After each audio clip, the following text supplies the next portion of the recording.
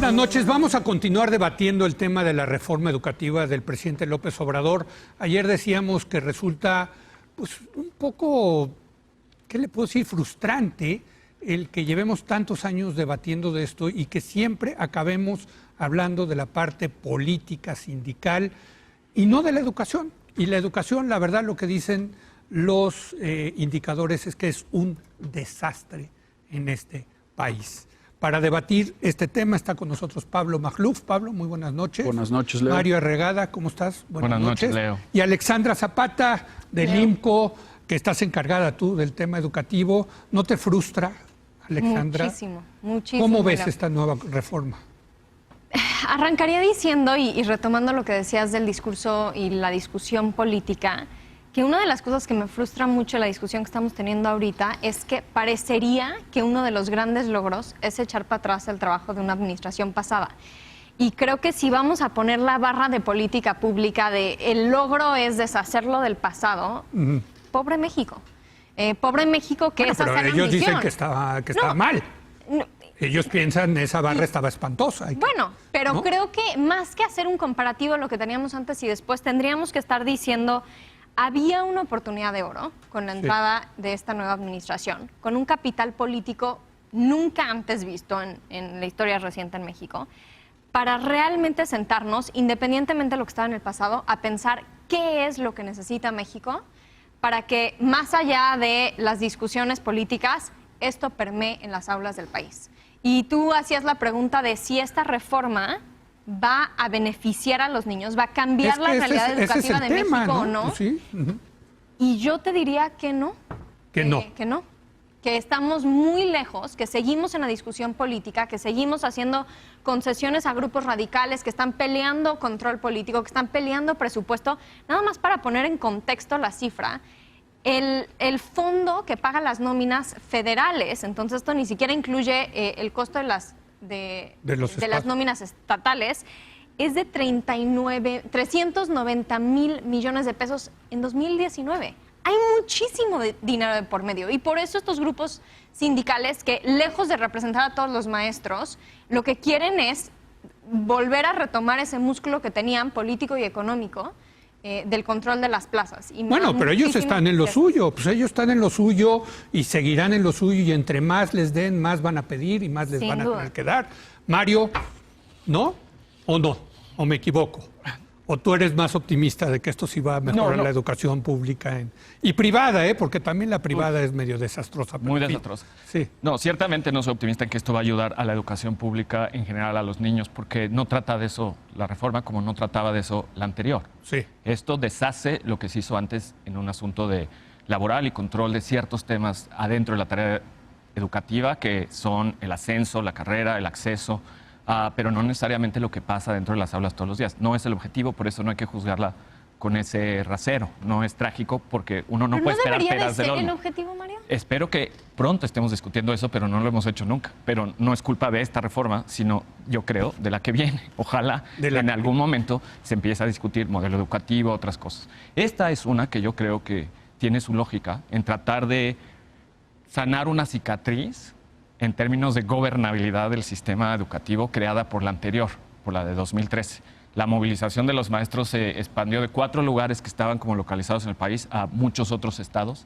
Muchos maestros les pareció una ofensa y es un asunto político. Luego hablamos de las soluciones para mejorar los problemas que sí existen. Es un parche político a un error político, yo diría. Pero gobierno cede. Gobierno corrige rumbo y sana heridas, yo lo pondría más bien así. De eso trata, no de la educación en general. Entonces hay que muere de ganas de Pablo, casi se lanza en contra de ti cuando oye eso. Eso en primer lugar. Luego creo que también es el fin, y esto ya en un sentido más como metodológico, de la idea de evaluaciones estandarizadas para mejorar la educación. Creer que la evaluación estandarizada de ingreso y luego de ascenso es lo que va a mejorar la calidad educativa en general. Que creo que en realidad eso creo que está bien, pero también creo que el decir que eso es lo único que pretendía la anterior reforma, que con eso se iba a mejorar toda la educación, tampoco es cierto. Las evaluaciones estandarizadas como eran en papel o en línea, paso, ¿no? Yo creo que las evaluaciones estandarizadas buenas son las que tienen peer review, los profesores, las que tienen evaluaciones de contexto, que tienen evaluaciones más complejas, como ocurren en Finlandia y en otros lugares. Las estandarizadas son mala idea en general. En Estados Unidos le toca a Pablo. Venga, Pablo. Yo no estoy de acuerdo con Mario, porque si de lo que se trata es del objetivo ulterior, que son los niños... ¿No trata de eso? No. Si de lo que tú quieres es discutir la educación y los niños, ese objetivo ulterior se ve impedido por los acuerdos políticos de hoy. Es decir, lo que sucede en esta reforma va a impedir que efectivamente lleguemos a discutir lo que a todos nos interesa, que son los niños. Porque los grupos se apoderan de un servicio o un derecho público que es la educación. Yo sí creo que hay una privatización de la educación en esta reforma. Y hay una corporativización de un derecho. Y en ese sentido... ¿A qué te refieres? ¿A que los sindicatos se quedan con el exactamente. control? Ok. No se entiende como corrupción, pero a mí me parece que es corrupción, porque es ceder la rectoría de un servicio público o derecho público a un bien privado. Eso es corrupción. Entonces, yo creo que es más grave que nada más la reforma. Se ascendió a un grupo, se privilegió a un grupo a nivel constitucional. O sea, ya pueden hacer leyes. Antes nada más sacaban lana por aquí, por allá, hacían presiones regionales. Ahora tienen la posibilidad de generar leyes. Eso es gravísimo. Pero sobre todo es esto. La reforma de Peña Nieto tenía muchas broncas, estoy de acuerdo. Pero lo que hace López Obrador era innecesario. Ya tenías al sindicato, al CENTE, lo tenías en tu bolsillo. Estaban de acuerdo con la reforma de Peña, la maestra estaba en el bote, y a la CENTE la tenías relegada a un grupo disminuida, a un grupo ignominioso, con la animadversión de la sociedad, además. Los padres de familia, recuerden, estaban a favor de la reforma de Peña. Era la mejor reforma evaluada. Sí. Tenías a toda la sociedad a tu favor, a los dos grupos que eran el mayor dique, los tenías relegados. López Obrador lo que hace es revivirlos, les ofrece destruir la reforma educativa a cambio de apoyo político. Entonces, a mí me parece que si los niños son los más importantes, López Obrador los usa como botín. López Obrador le entrega a nuestros niños a los grupos sindicales. Así lo veo yo. Alexandra. Hay un par de temas adicionales que también me gustaría poner sobre la mesa, porque sin duda este panorama y esta decisión de que van a hacer, y Carlos Bravo lo decía en tu programa anterior, estas mesas tripartitas que vemos hoy en las leyes secundarias no tienen nada diferente que las comisiones mixtas que veíamos, en donde había un voto del sindicato y en donde los maestros estaban obligados a cumplir con lo que pedía el sindicato en muchísimos sentidos. Su carrera profesional estaba amarrada a la cercanía con el sindicato. Pero hay algunos otros elementos que me preocupan muchísimo también. O sea, lo que tú estás diciendo es que el sindicato va a volver a, digamos... determinar si tú mereces una promoción o no, Leo. Sí. Y no es sobre tu mérito, los ratings de este programa. O quién entra quién entra al sistema. Ahora, hay dos elementos más que también me parecen cruciales. Uno es el INIFED. Hemos hablado mucho desde la Constitución de la desaparición del INE, pero aquí sí estamos viendo ahora sí la destrucción total de este instituto dedicado a la infraestructura educativa. Un instituto que en un país de sismos se requiere más que nunca, un país en donde las escuelas eran durante muchísimo tiempo los edificios más que brindaban mayor protección a las comunidades, fungían de albergues en muchísimas comunidades. Si había un desastre natural, las escuelas estaban ahí. Ahora lo que vemos es una entrega directa a los padres de familia que corre el riesgo de perder la calidad técnica de estos inmuebles. Y de cooptarse. ¿Mandé? Y de que lo coopten los grupos. Sí, y también creo que es una manera en la que el gobierno un poco se lava las manos y dice, ya no es mi problema. Si la construcción técnicamente no es sólida de una escuela, es el problema de los padres de familia.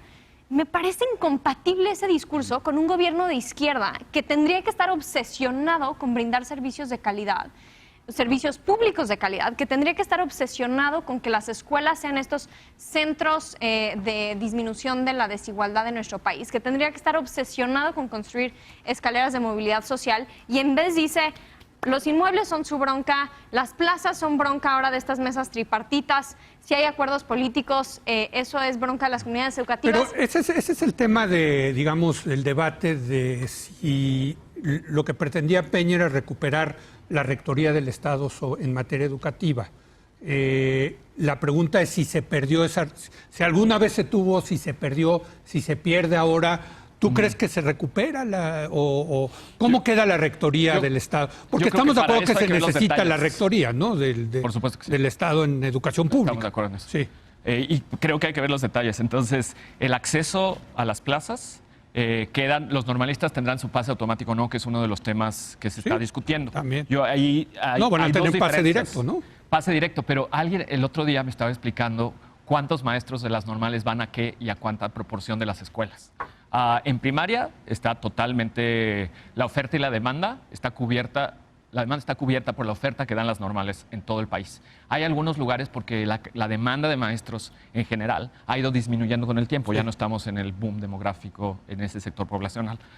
En Chiapas, por ejemplo, salen 1,000 maestros y hay solo 100 plazas. Entonces tiene que haber un concurso aún para los propios maestros que salieron de la normal. Entonces no es un pase automático, pero ya no alcanzan las plazas para ellos. Sobre todo, y en secundaria... Bueno, pues van a presionar por más plazas, vas a ver. Y en secundaria, por ejemplo, ya solo la mitad de los maestros vienen de las normales, porque no alcanzan, la cantidad de normalistas que se producen no alcanzan para la demanda de maestros en nivel secundaria.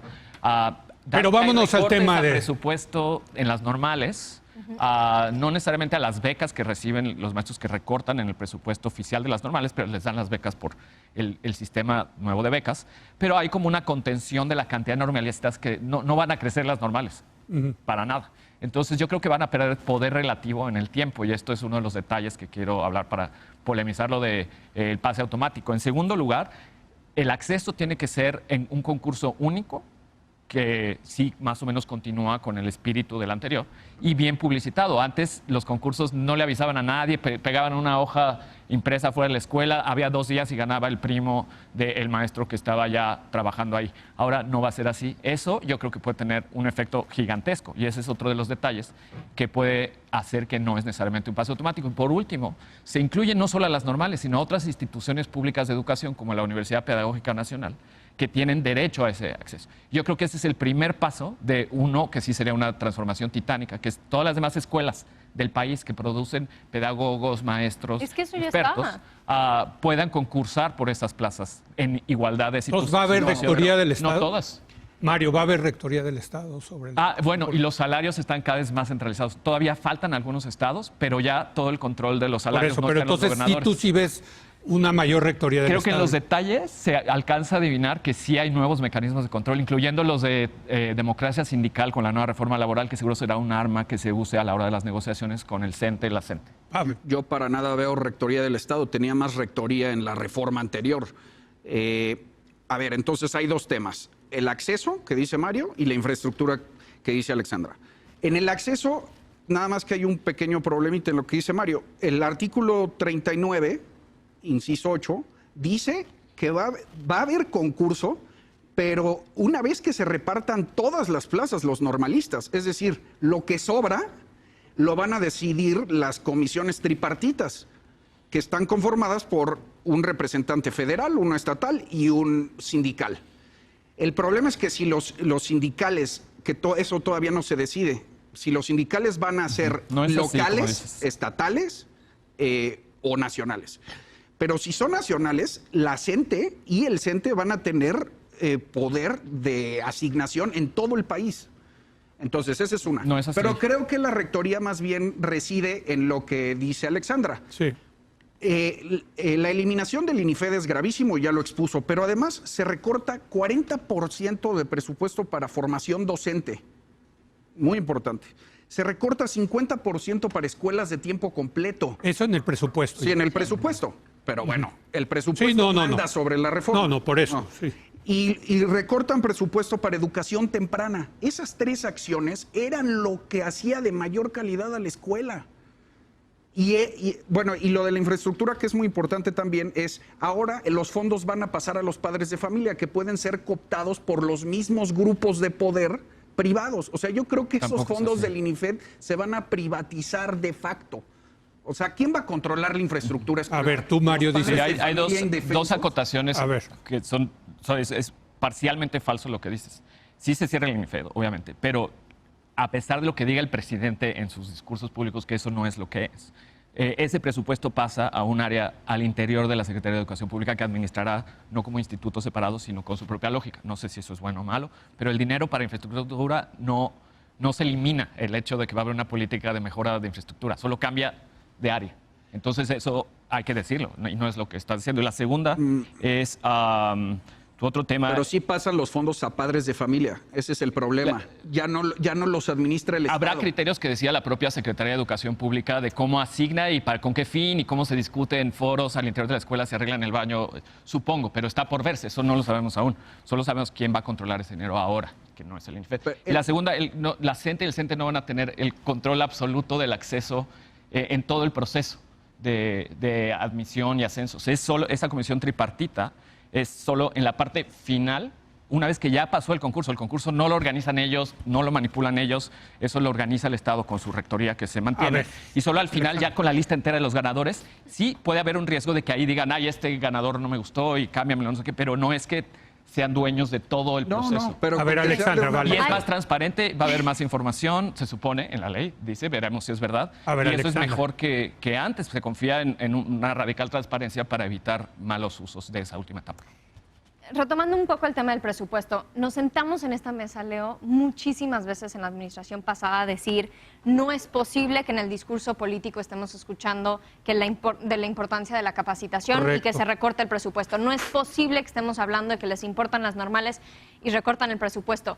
Y lo que estamos viendo hoy es un poco de lo mismo. Estamos viendo unas promesas en la Constitución y en las leyes que después no se cumplen en el presupuesto. Y ya lo decía Pablo, tienes que poner el dinero en donde están las promesas, porque no estamos viendo que eso se refleje realmente en acciones que se pueden hacer concretas. Las normales no se van a fortalecer con un pase directo, se van a fortalecer con inversión, con atención, etcétera, cosa que no está en el presupuesto. Y ahora me paso, regresando al tema de infraestructura. Imaginemos un escenario en donde los padres de familia no están cooptados, en donde los padres de familia tienen las mejores intenciones, que yo creo que van a ser la gran mayoría de los padres de familias y las comunidades escolares. A mí me das un presupuesto en una comunidad marginada. Yo tengo acceso a una tienda que me puede surtir de materiales de construcción. Yo no tengo los conocimientos. Alexandra Zapata, yo no podría construir una escuela, no podría construir nuevas aulas, no tengo esos conocimientos.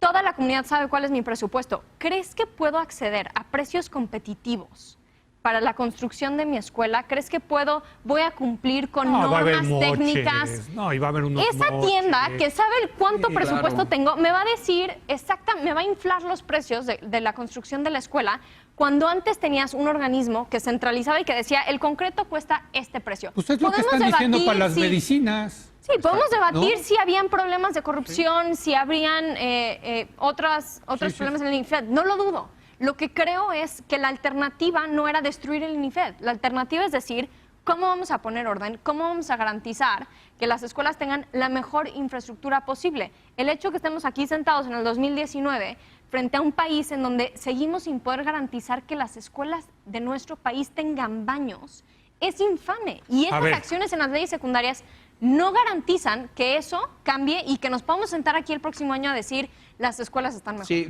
me queda una ronda de 20 segundos cada uno de conclusión. ¿Quieres empezar tú, sí, Pablo? Quiero contestar rápido, Venga. Mario, porque sí, está bien que lo asignado cambie de nombre de instituto. El problema es el destinatario, es lo que yo estaba diciendo. O sea, si los fondos van a pasar a padres de familia, van a ser vulnerables a las mafias. Eso es lo que está diciendo Alexandra, es gravísimo. Y otra cosa, en el mismo sentido... Se quedan 5 segundos. Sí. Otra cosa, se eliminan los asesores técnicos pedagógicos que eran importantísimos porque acompañaban a toda la comunidad educativa a procesos fundamentales como bullying, embarazo juvenil. Eso se elimina. Se elimina. Aspectos que tienen que ver con abandono escolar, ¿sí? Entonces, a mí me parece que la reforma es muy grave y yo creo que retrocedimos al menos 6 años. 20 segundos, Mario.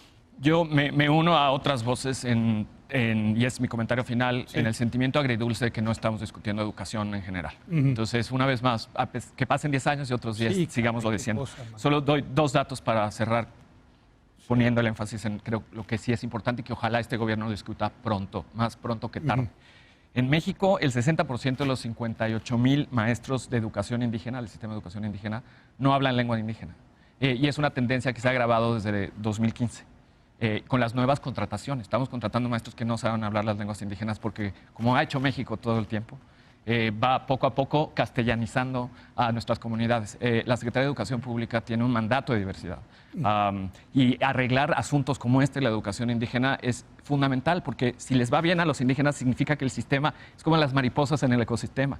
No es que sean pocos muchachos, no son pocos, son más de 1 millón de mexicanos indígenas que están en las escuelas, le va a ir bien al sistema. ¿Qué pasa en las aulas? ¿Cómo contratamos a los maestros? ¿Cómo los ayudamos a que sean mejores educadores en circunstancias difíciles? Esas son las preguntas reales que no nos estamos haciendo y lo lamento. Alexandra, 20 segundos. El Estado mexicano tiene una deuda gigantesca con las niñas, los niños y los jóvenes de este país, Leo. Y yo creo que ojalá empecemos a hablar de cómo cambian esas condiciones, ojalá empecemos a hablar de cómo transformamos la realidad de los maestros que se la están rifando en las zonas más vulnerables de nuestro país para que ellos puedan generar espacios de aprendizaje. Ojalá podamos ver que se reducen las brechas de desigualdad. Ojalá podamos ver que el sistema educativo se convierte en un sistema que garantiza la movilidad social en nuestro país, porque de esas escaleras de movilidad social hay muy pocas. Y ese es el estándar que creo que tiene que cumplir, y a la altura que tenemos la expectativa de los mexicanos que cumpla esta reforma. Ojalá que en la implementación veamos una obsesión en eso y que podamos hacer todavía mejoras en lo que viene. Muchas gracias, Alexandra. Mario, Gracias, Pablo, Leo. como siempre, un gusto, Gracias, Leo. un privilegio debatir con ustedes. Vamos a una breve pausa, regresamos con Javier Oliva para analizar la reciente disculpa del Estado mexicano por los actos violentos cometidos durante la llamada Guerra Sucia. Regresamos en un momento más.